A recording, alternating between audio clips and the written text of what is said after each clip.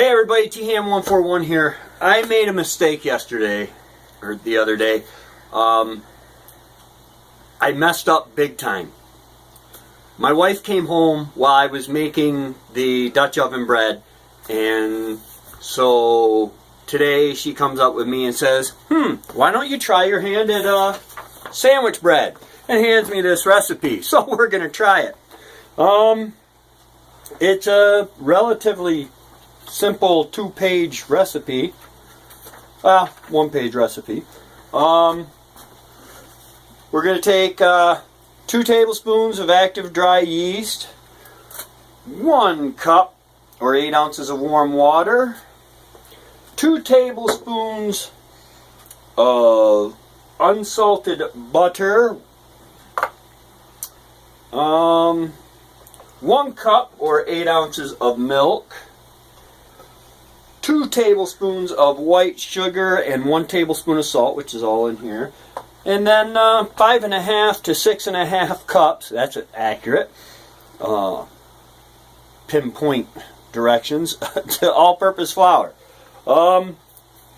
Okay, we're going to start here. It says we are going to make sure the water is warm to the touch. Yep. Pour it in a big mixing bowl.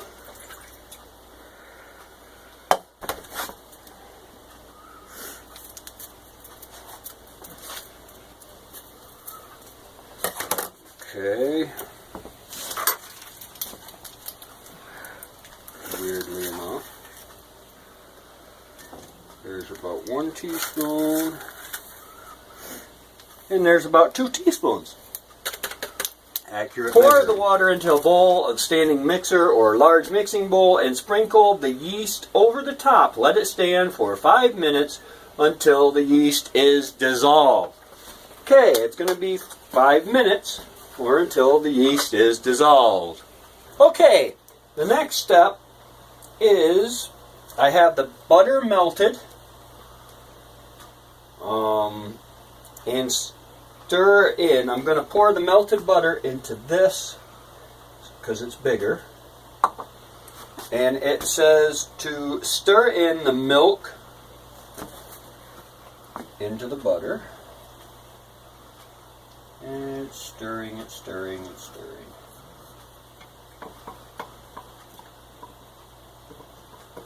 There's the milk stirred into the butter.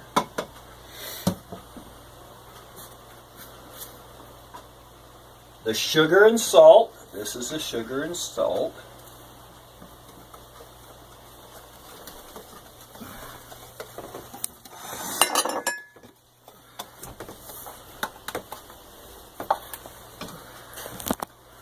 And pour 1 cup of flour into the milk mixture. Okay. Now, this is a 1 cup dealie.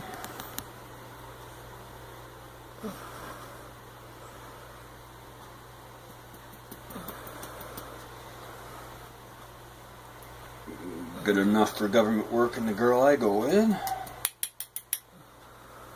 Okay. Okay, pour 1 cup of flour in the milk mixture over. Oh, I gotta mix this in. I don't think I was supposed to mix this in here. I think I'm supposed to pour the milk mixture, stir it in here, and pour it over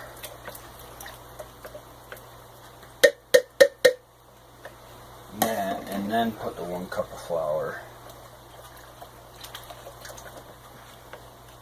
That just makes more sense to me. Over the yeast mixture. Why are you using the bottom? Because I was going to try to, I'm using the bottom because I was going to try to stir it in the little thing, and that wouldn't fit. But, now that you mention it, I'll flip it over.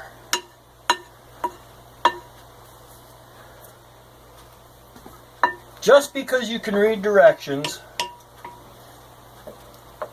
and do something really cool over a wood fire does not make you a cook.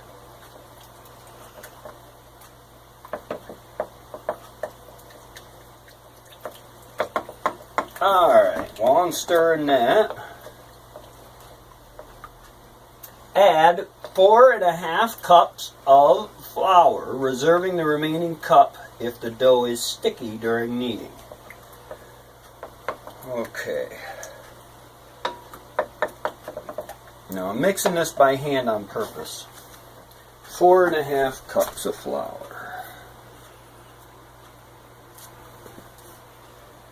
1,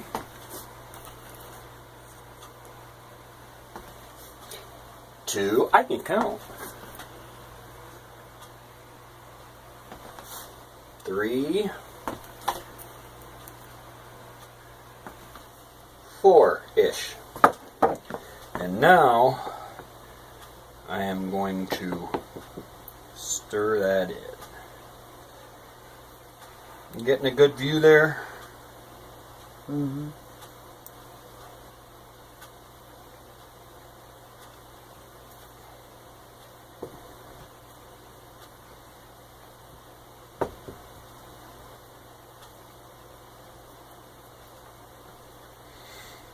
Yesterday, instead of using a spoon, I used my fingers, and I think it went faster.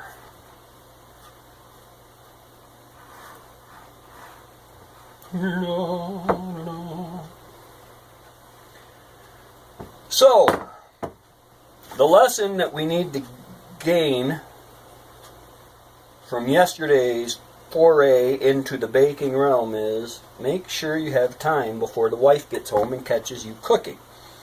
Once she learns that you can do stuff like this, well, you're going to end up doing it anyway. But that's okay because secretly I kind of like it. Okay, I'm ditching the spoon now.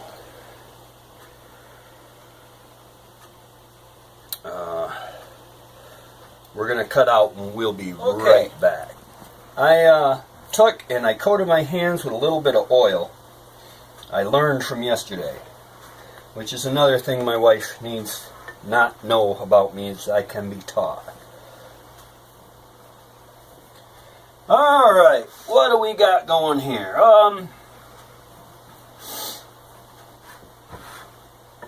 If the dough is sticky during the kneading, stir and add flour. Shaggy dough is formed. Use the dough hook attachment on a standing mixer. Knead the bread for 8 to 10 minutes. Okay. Here's where we get fun. Okay? Because I'm not using a mixer. Not gonna do it. Hey, there's a light. But I'm going to get this set up with the wax paper one more time, and then we are going to knead this for the time allotted.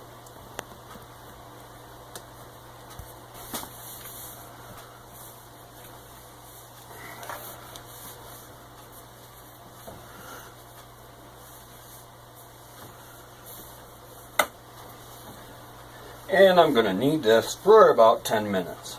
Okay, this is what I was trying to do yesterday. I don't remember Carmen's last name. Bible Institute in the bakery. But we just used to roll it and roll it and roll it. Good exercise. I'm already working up a sweat.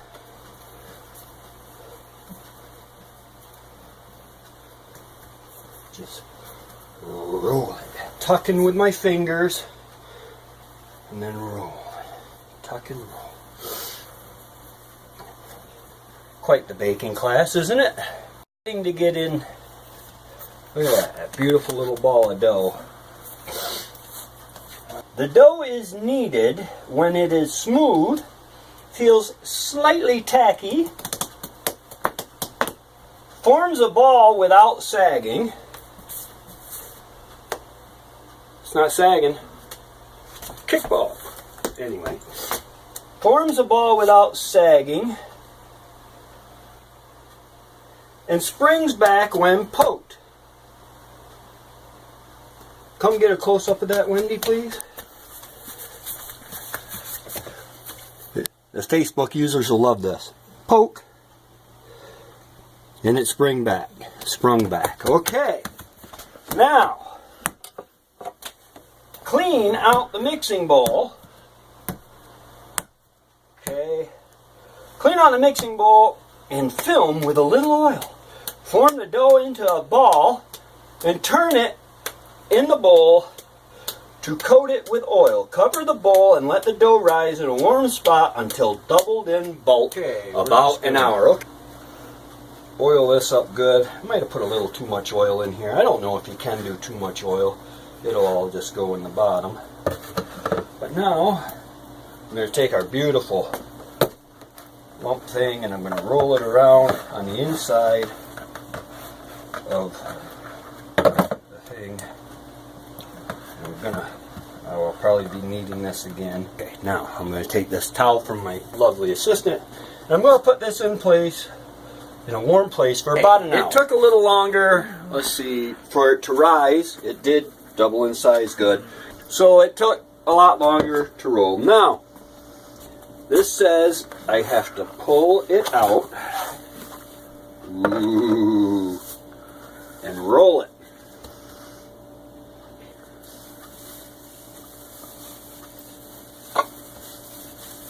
And that's what I'll do. Do.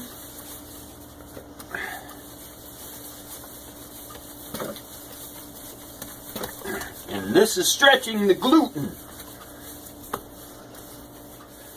And I'm going to roll this and roll it and mark it with a T.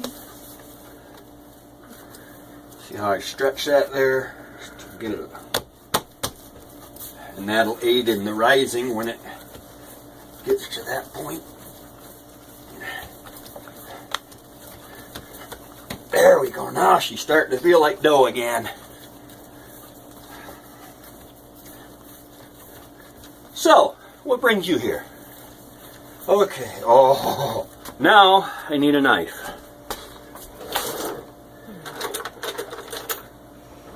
Yes, they let me play with sharp objects. Okay. I'm going to cut this. Ooh, pretty. Pretty.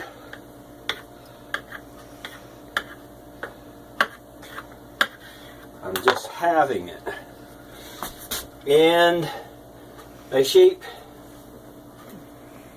divide the dough into two, and shape each half into a loose ball. Okay. So now I'm going to make each one of these a loose ball. Hup, hup, hup, hup.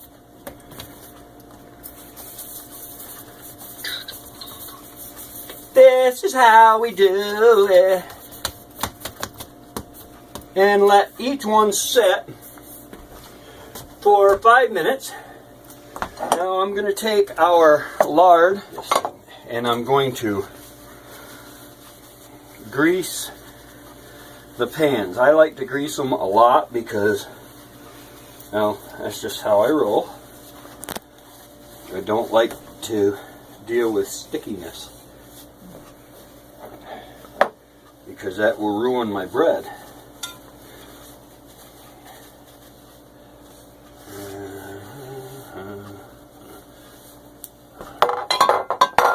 Nothing spiffy, nothing snazzy.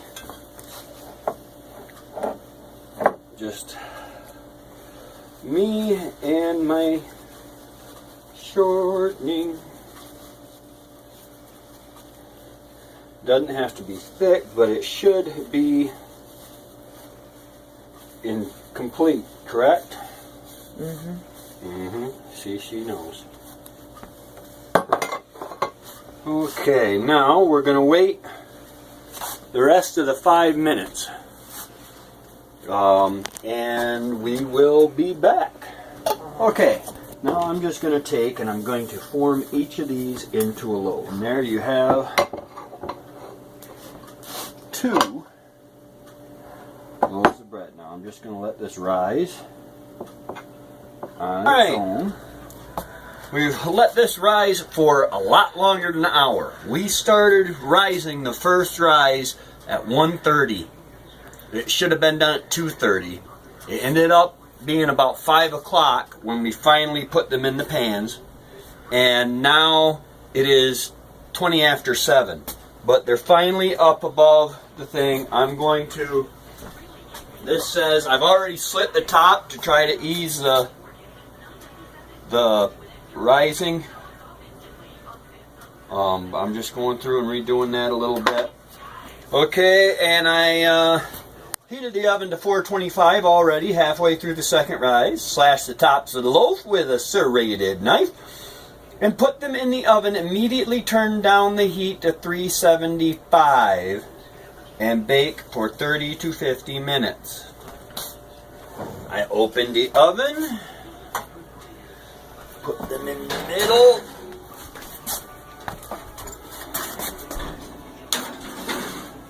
I should put butter on that. Take it down to, what did it say, 325? 375.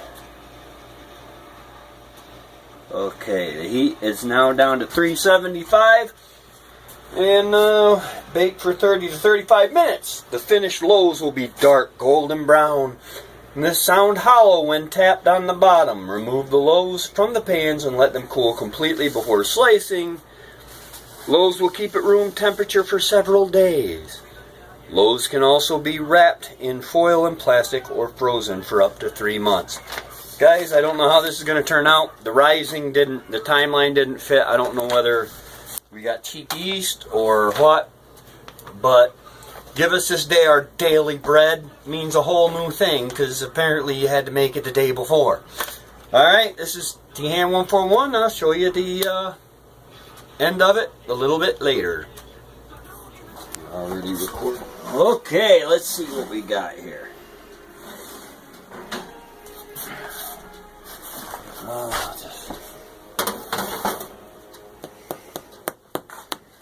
Sounds good to me.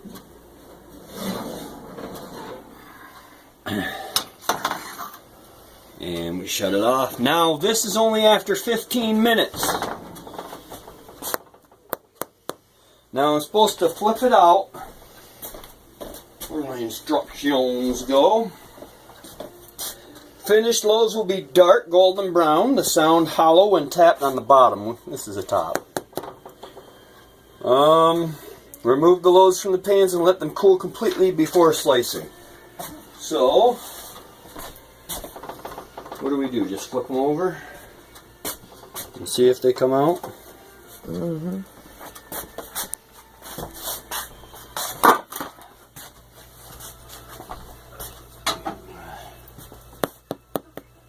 Sounds hollow to me.